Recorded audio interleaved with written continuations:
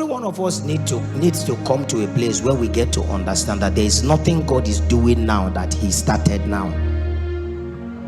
Everything God is doing now, God started from the old. So as an object teacher, he comes, he wants to do something after 1,000 years.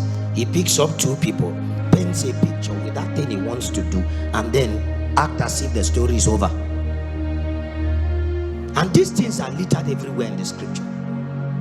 If you go through the Old Testament, you will realize that we have the portraits of Jesus the Christ there. Many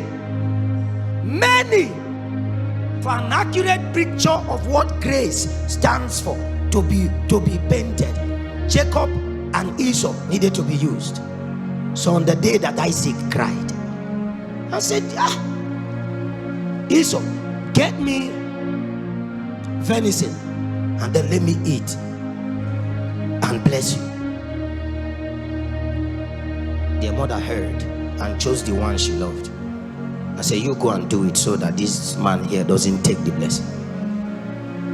And what they needed to do, all that place needed to show to us, one of the most significant things that happened there was the fact that Jacob used the skin that looked like the skin of Esau to cover his own skin, so that when Isaac touched him, he would feel like he was touching Esau. And that was the picture of grace.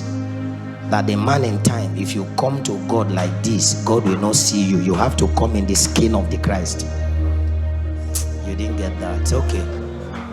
If you now appear in the skin of the Christ, God answers you as if he's answering the Christ, and that is grace.